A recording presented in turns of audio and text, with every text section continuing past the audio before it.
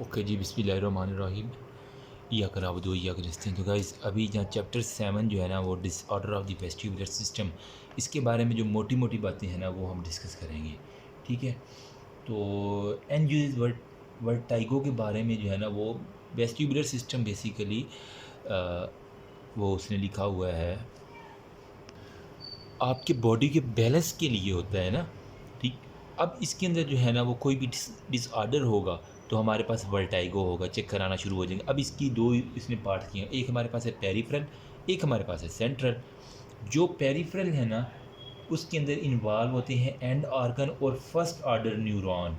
ठीक है, मतलब उसके अंदर जो है ना ये इसने लिखा भी होगा वेस्टिब्यूलो कोक्लियर नर्व, एड्स वाली नर्व, इजी हो गया। साथ में फर्स्ट ऑर्डर न्यूरॉन, ये वाली बात मैंने कर दी, और वेस्टिबुलर एंड ऑर्गन, ये तीन चीज़ें आपने यहाँ पे लाजमी लिखनी है। फिर आ जाते हैं सेंट्रल। सेंट्रल जो है ना इसके अंदर नाम में ही काम है, सेंट्रल नर्वस सिस्टम इन्वॉल्व होगा अलॉन्ग विद आफ्टर कहना entrance after entrance of the vestibular nerve in the brain stem and then involve vestibulo ocular vestibular spinal और अदर जो है ना वो नर्वस सिस्टम जितना भी ना वो हमारे पास इन्वॉल्व होगा। तो ये हमारे पास होता है सेंट्रल, ये हमारे पास होता है पेरिफेरल। अच्छा, अब जो है ना वो पेरिफेरल वेस्टिबुलर डिसऑर्डर कौन कौन से हैं, सिंपल नाम याद कर लो, डिटेल में जाने की ज़रूरत नहीं है, सिर्फ इसका एक बार आया हुआ क्वेश्चन बस। ठीक है, तो सबसे पहले है मैनर्स डिजीज़ या एंडोलिम्फेटिक, सही। सेकंड पे benign paroxysmal positional vertigo, characterized by vertigo when head is placed in the certain critical position, there is no hearing loss, other neurological symptom। इसके अंदर सिंपली क्या होता है, पोजिशनल टेस्टिंग एस्टेब्लिश करती है, help करती है डिफ्रेंशिएट फ्रॉम द वॉइस। फिर हमारे पास वो कहता है कि हमारे पास ना वेस्टिबुलो न्यूरोनाइटिस आ जाती है। देन हमारे पास tumour of the brain stem and floor of the fourth ventricle. फिर हमारे पास एपिलेप्सी जिसे हम मिर्गी का नाम देते हैं। आपको पता है ना मिर्गी एक बड़ी शदीद बीमारी है, मैंने पेशेंट खुद देखे हुए लाइव इसके ना। सर्वाइकल वर्टाइको के फिर देखें आप, और हमारे पास और क्या होगा, बस यही। ठीक है, अब जो है ना इसके अंदर आपने जो चीज़ रखनी है ना पोजीशन वाली क्या होता है, benign paroxysmal positional vertigo, BPPV, ये आपको नाम ज़ुबान पे आना चाहिए। होता क्या, characterised by vertigo when head is placed in a certain critical position. एक बात आपने ये लिखनी है। नंबर सेकंड पे आपने लिखना है कि इटियोलॉजी के अंदर क्रिस्टल ऑफ कैल्शियम कार्बोनेट्स जो है ना, यहाँ पे कहीं पे उसने लिखा होगा तो उसके जो है ना वो क्रिस्टल जो है ना वो होंगे, लेट मी चेक इट यार, एक तो ये crystals of calcium carbonate autocanal debris consisting of crystals released from degenerative macula of utricles and float freely in the endolymph। ठीक है, मैक्यूला ऑफ द यूट्राइकल से ये निकलते हैं और ये फ्रीली फ्लोट करते हैं एंडोलिम्फ के अंदर।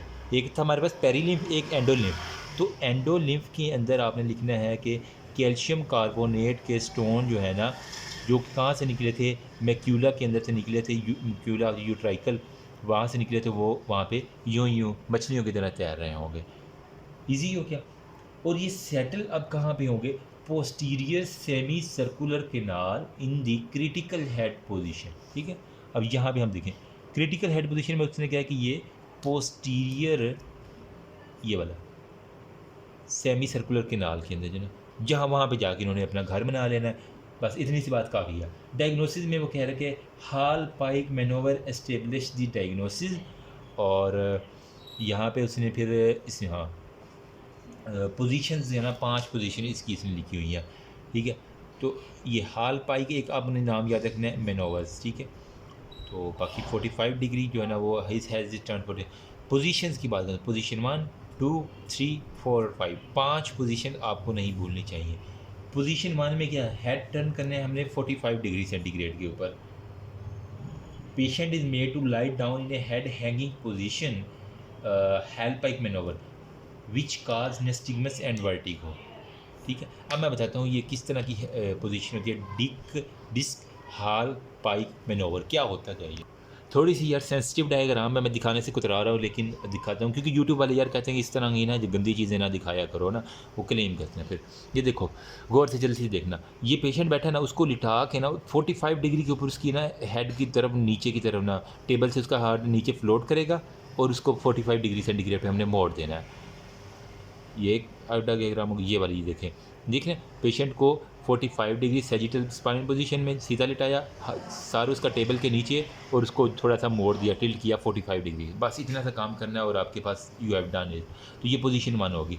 पोजीशन 2 में head is now turn so that affected air facing in 90। 1 में आपने 45 डिग्री याद रखना है, 2 में आपने 90 डिग्री याद करना है। थर्ड पोजीशन में whole body and head are now rotated. यहाँ पे हम सिर्फ हेड को जो है ना वो रखे हुए थे, यहाँ पे भी हेड है, यहाँ पे भी हेड है, लेकिन यहाँ पे होल बॉडी, पूरी जिस्म को भी और हेड को भी हमने उठा के जो है ना रोटेट करना है, और ये भी हमारे पास कितनी होगी, 90 डिग्री के ऊपर होगी। फिर फोर्थ पोजीशन पे क्या है कि सिटिंग पोजीशन के अंदर ना head is turn to the unaffected side of the 45 degree centigrade. Easy हो गया। अब यहाँ पे सिटिंग पोजीशन में हमने सिर्फ रखना। फिफ्थ पोजीशन में head is now turn forward and chin is part about 20 degree. उसको फॉरवर्ड की तरफ हेड को मूव करके चिन को जो है ना वो 20 डिग्री डाउन कर देना। इतनी सी बात है, आपका ये काम हो जाएगा। ये 5 पोजीशन आपको नहीं भूलनी चाहिए। सही। अब हमारे पास जो है ना वो after manoeuvre the patient will maintain upright position for 48 hour and 80% patient will cured by single manoeuvre हो गया। ठीक है, वो कह रहा है कि इसके बाद है पेशेंट अपराइट पोजीशन ना 48 घंटे लग जाते हैं इन पोजीशंस के बाद पेशेंट को मेंटेन करने में, और 80% पेशेंट जो है will cured with a single manoeuvre. एक दफ़ा मतलब हमने मनोवर किया ना तो वो 80% पेशेंट जो है ना वो उसके साथ कर्व हो जाते हैं। पेरिलिम्फ फिस्टुला की उसने फिर बात की हुई है एक ना। तो पेरिलिम्फ फिस्टुला होता क्या है, वो ये बेसिकली एक perilymph leak into the middle ear through oval और राउंड विंडो। मतलब मैं यहाँ लिख देता हूँ, एक आपको कंसेप्ट जो है ना इसने यहीं पे पढ़ा था, पेरिलिम्फ फिस्टुला। तो इसके अंदर जितना भी आपका पेरिलिम्फ होगा ना वो मिडल एयर से कहाँ पे आएगा, ओवल विंडो, मतलब लीक कर जाता है ना पेरिलिम्फ मिडल एयर के अंदर थ्रू ओवल विंडो या फिर आपका जो राउंड विंडो है वहाँ से। इटियोलॉजी है, कोई भी स्टेबेक्टमी की हुई है या एयर सर्जरी की है या सडन एयर प्रेशर की वजह से वहाँ से लीकेज हो जाएगी। इतनी सी बात आपने याद रखनी है।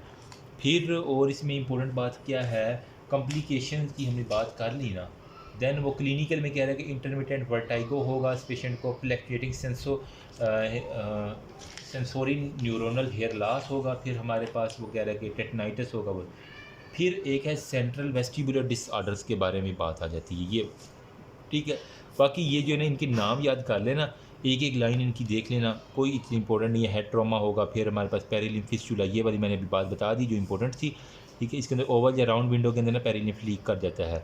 ठीक है, वेट लिफ्टिंग के अंदर अमूमन जो पेशेंट जो होते हैं फुल नजर। बाकी ये सेफलाइसिस की हमने ऑलरेडी एक लास्ट वीडियो में डिस्कस कर दी। एक्योस्टिक न्यूरोमा में देख लेना कि वो न्यूरोमा जो है ना एड्स नर्व को जो है ना वो अफेक्ट करता है, वो सारी की सारी ग्लोमस ट्यूमर्स बन जाते हैं। फिर सेंट्रल वेस्टिबुलर डिसऑर्डर के बारे में थोड़ी सी बात करते हैं। इसके अंदर जो है ना वो वेस्टिबुलर बेजलर इनसफिशिएंसी देखी गई है। ठीक है, वेस्टिबुलर बेजलर इनसफिशिएंसी। अब यहाँ पे कॉमन काज है ये सेंट्रल वर्टाइगो को ओवर 50 ईयर के जो पेशेंट होते हैं ना, अबव 50 ईयर, उसने ये बात लिखी हुई है। तो उनके अंदर ये मोस्ट कॉमन है vestibular Baszler insufficiency. Common cause is atherosclerosis. इसका एथेरोस्क्लेरोटिक जो पेशेंट होती है ना वो ये वाले, उसके अंदर ये कॉमन काज है। फिर vertigo is abrupt last for several minutes about the nausea, vomiting, visual disturbance, drop attack, diplopia, hemiplegia, dysphagia और हेमीप्रेसिस। फिर पोस्टीरो इन्फीरियर सेरेब्रल आर्टरी सिंड्रोम के बारे में उसने बात की हुई है यहाँ पे कहीं ना। पोस्टीरो सुपीरियर सेरेब्रल आर्टरी किधर गई है यार, ये पोस्टीरियर सुपीरियर सेरेब्रल आर्टरी, इसके बारे में उसने बात की है। या वैन ब्रेंक सिंड्रोम के बारे में बात की है।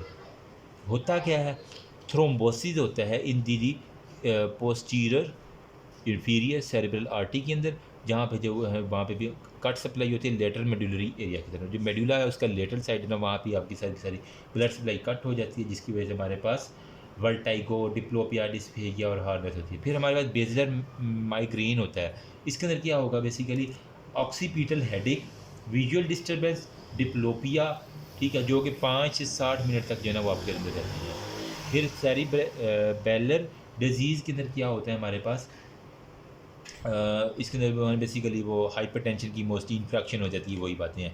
मल्टीपल स्क्लीरोसिस हो सकती है, न्यूरोलॉजिकल साइन एंड सिम्टम्स के ब्लरिंग ऑफ द विजन साथ आएगी।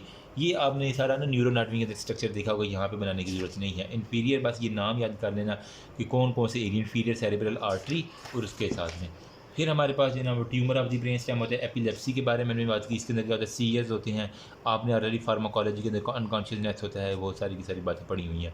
सर्वाइकल वर्टाइगो में क्या होता है हमारे पास कि पेशेंट जो है ना injury of 7 to 10 days after the accident के 7 से 10 दिन बाद जो है ना उसको एक्सरे लॉस करता है। Cervical lordosis, exact mechanism is unknown, अभी तक वही है, गाइटन वाला इसने काम किया। अदर काज ऑफ वर्टाइगो क्या है, ऑक्यूलर वर्टाइगो या साइकोजेनिक वर्टाइगो है, ठीक है। तो ये आपको ऑक्यूलर हो गया और साइकोजेनिक वर्टाइगो आपको। अब हाल जो एग्जामिनर पूछते हैं ना, वो पूछते हैं डिक्स हाल पाइक मैनोवर। इस चैप्टर में से और आए ना आए ये बात आपको फिंगर टिप्स पे बनानी चाहिए, ठीक है। अब इसके अंदर test for posterior semicircular canal which is the most common cause of the benign paroxysmal positional BPPV के लिए, पोजिशनल वर्टाइगो के लिए था, ठीक है। When the patient is sitting up turn the head on the 45 degree and one side. मतलब ये मैंने पेशेंट बिठाया हुआ है टेबल के ऊपर, आपने इसका हेड से हाथों से पकड़ के ना 45 डिग्री पे ऊपर इसको सर को घुमाना है। उसी घूमे हुए सर को पीछे पीछे पीछे, और ये यहाँ पे टेबल ख़त्म हो रहा है ना, तो टेबल से उसका नीचे जो है ना वो सर ले जाना, यहाँ पे जो है ना मुड़ा हुआ उसका सर जो है 45 डिग्री सेंटीग्रेड पर यूँ, यानी उसकी बॉडी आपको नजर है, ठीक है। तो यहाँ तक आपने लेके आना है, तो इसको हम कहेंगे डिक्स हाल पिक मैनोवर। ये आपको पता होगा, जिसे ना पता होगा ना वो मेरा पुत्र छुट्टी करे फिर। तो ये थी इंपॉर्टेंट बातें इसके बारे में। अभी जो है ना ये चैप्टर हमारा कंप्लीट हो गया। इसके अलावा जो है ना ये एक छोटा सा चैप्टर है, assessment of the vestibular function. करना है तो कर लेना, नहीं तो इतनी इसकी ज़रूरत नहीं है। बस नेस्टिग्मस के बारे में basically involuntary prismatic oscillatory movement of the eye होती है, बच्चे को पता है क्या क्या होता है, ठीक है। और इसके अलावा जो है ना स्पॉन्टेनियस एक नेस्टिग्मस होती है, ठीक है। इसकी टाइप्स में स्पॉन्टेनियस नेस्टिग्मस में बहुत सारे इनवॉलंटरी रेजमेटिकल हो गए। वेस्टिबुलर नेस्टिग्मस एक फिर यहाँ पे आपको दिखेगी,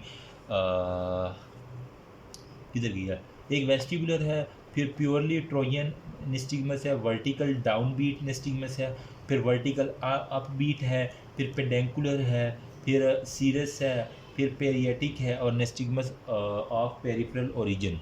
ये सारी की सारी यहाँ पे आपको ये देखो, वर्टिकल बताई मैंने, पेडेंकुलर में नेस्टिग्मस बताई, या मतलब सारे मैंने वर्टिकल डाउन बीट बताई मैंने। फिर यहाँ पे एक और मैंने बताई थी, वो यार इधर कहीं सारी लिखी हुई हैं मैंने, फ्लो चार्ट में बना के लिखी हुई है ना, तो यहाँ से आपने सारी ढूंढ लेनी है, ठीक है। तो ब्रेन स्टेम वेस्टिबुलर न्यूक्लियाई इसके अंदर होती है, एंड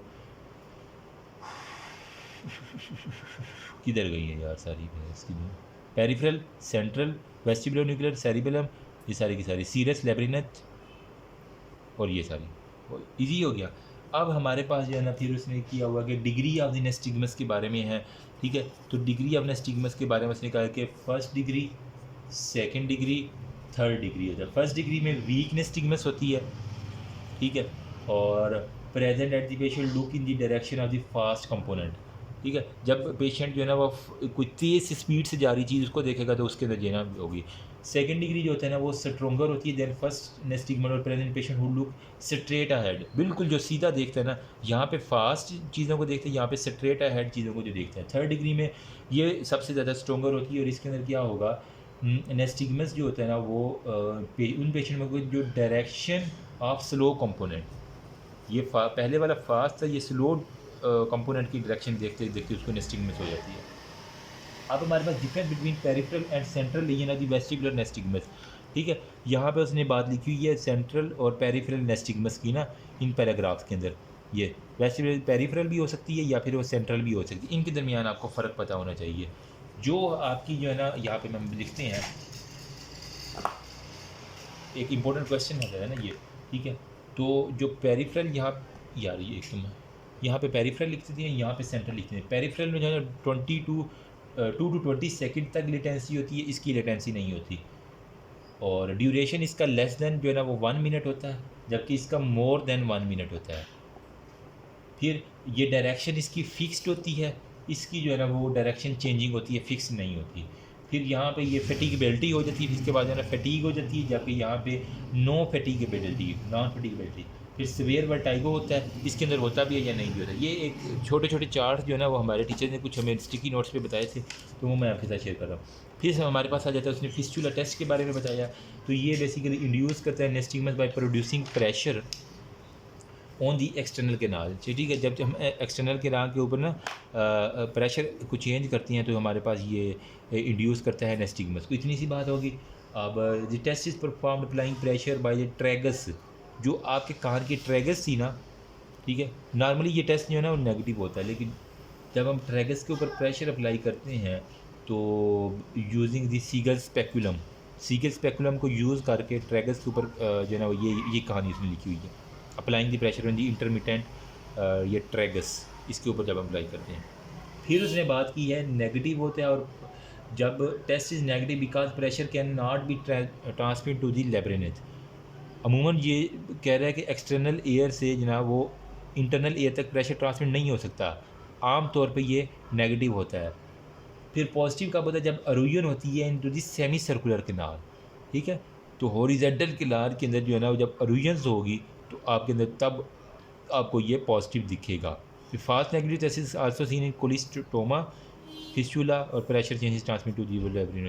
फास्ट पॉजिटिव के फास्ट नेगेटिव सीन, यार इसको ना ज़्यादा ही कॉम्प्लिकेटेड हो गया।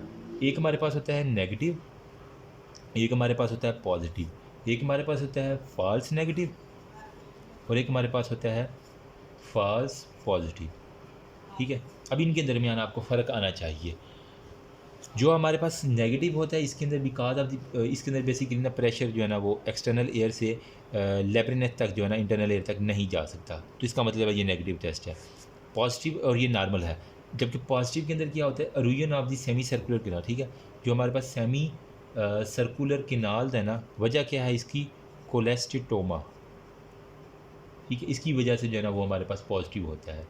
या फिर कोई फिस्टुला आता है या rapture of the round window उसने यहाँ पे लिखा हुआ है, तो उसकी वजह से जो हमारे पास फिस्टुला आता है, rapture of the round window हो गया, और वो सारी की सारी बातें यहाँ पे आ गई।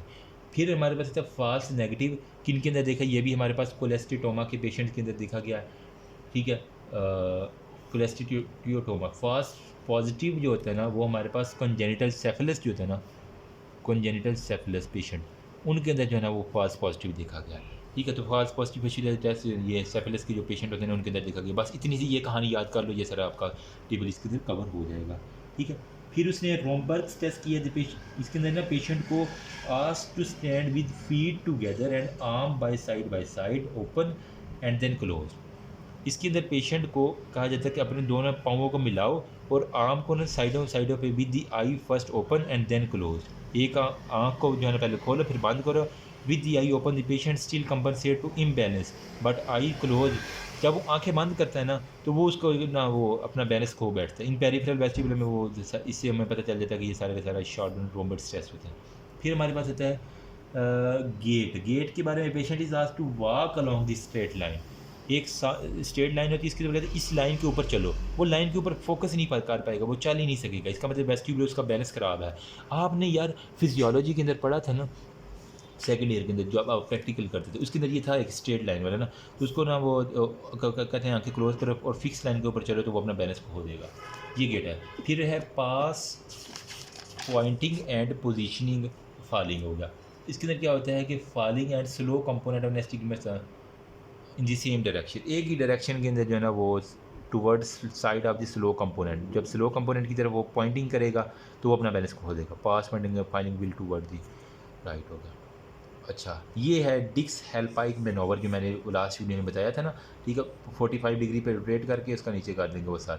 फिर हमारे पास आ जाती है हाल पाइक मैनोवर्स या पोजिशनल टेस्ट, ये वाले ऑलरेडी हमने डिस्कस कर लिया। इसके अगर मेथड अगर आपको बताए ना तो एग्जामिनर होल्ड करता है हेड को, पेशेंट हेड को एट 45 डिग्री सेंटीग्रेड, आपने नहीं भूलना, ठीक है। यहाँ पे कहीं पे लिखा होगा 45, एक तो इनका ना बड़ा कम्प्लेक्स ये 45 डिग्री नहीं भूलना। फिर आपने क्या करना कि स्पाइन पोजीशन में हेड को हैंग करना है यहाँ से 30 डिग्री सेंटीग्रेड, मोड़ना 45 डिग्री भी है लेकिन हैंग कितने के करने का ना, बिलो द 30 डिग्री सेंटीग्रेड जो है ना वो आपने डिग्री सेंटीग्रेड में डिग्री के ऊपर आपने हॉरिजेंटली रोटेट करना है, तो आपको वो डायरेक्शन, ड्यूरेशन और फैटिगेबिलिटी। हाँ, तो गाइस बस इसको ख़त्म करते हैं। एंड पे हमारे पास टेस्ट फॉर सेरिब्रल डिसफंक्शन के लिए होते हैं, कुछ टेस्ट होते हैं इसके अंदर ना, जो भी सेरिब्रल हेमिस्फेयर की डिजीज़ है ना उनको हमने डिस्कस करना होता है। इसके अंदर सबसे पहले एस एनर्जी है, जिसके अंदर अब नॉर्मल फिंगर नोज टेस्ट होता है, नाक को उंगली लगानी होती है, उसके अंदर अपने नाक को टिप को उंगली लगाओ, वो नहीं लगा पाएगा। डिसमेट्रिया में inability to control range of the movement. फिर adiadochokinesia, inability to perform rapid alternative movement, जल्दी जल्दी मूवमेंट नहीं कर सकेगा। रीबाउंड फिनोमिना आसान सी हैं ये। Inability to control movement of the extremely forceful जो भी होती है ना उसको नहीं कर सकता। Midline disease of the cerebral cause wide base gait, failing in any direction, inability और ट्रंकल एटेक्सिया होता है। नेस्टिगमस जो है ना वो मिड लाइन के अंदर हेमिस्फीयर के अंदर ऑब्जर्व किया जाता है। फिर लैब टेस्ट के अंदर जो है ना वो कैलोरिक टेस्ट होता है, नाम बस याद कर लेना एमसीक्यूज़ के लिए थे। मॉडिफाइड कोब्राक टेस्ट है। फिट्स हेल्पेक टेस्ट है जिसे हम बाई थर्मल कैलोरिक टेस्ट कहते हैं, ठीक है। इसका टेम्परेचर याद देख लेना, ठीक है, 44 डिग्री सेंटीग्रेड और बहुत सारे के सारे, एक दफ़ा इसको नज़र मार लेना बस, ठीक है। और एंड पे जो है ना वो हमारे पास कुछ होता है, रोटेशन हो गया, गैल्वेनिक टेस्ट हो गया, और हमारे पास ये पोस्चुरोग्राफी होता है, ठीक है। बाकी वेस्टिबुलर मायोजेनिक कुछ याद रहते हैं, ठीक है। That's all about. ये दोनों चैप्टर को मैंने इकट्ठा कवर कर दिया। अभी हम मेन जो है ना यहाँ से हमारी ईएनटी शुरू होगी, डिजीज़ ऑफ एक्सटर्नल एयर, जो बहुत बहुत बहुत इंपॉर्टेंट है। इंशाल्लाह I will try my best इनको अच्छे से कवर करूँ। 8, 9, 10, 11 और 12 चैप्टर आपको फिंगर टिप्स पे आने चाहिए। कुछ आए ना आए, ये फिंगर टिप्स पे आने चाहिए। I will try my best कि इसको अच्छा एक्सप्लेन है। Thank you so much. अभी मुझे जाना है बहुत जल्दी है, तो थैंक यू, अल्लाह हाफिज़।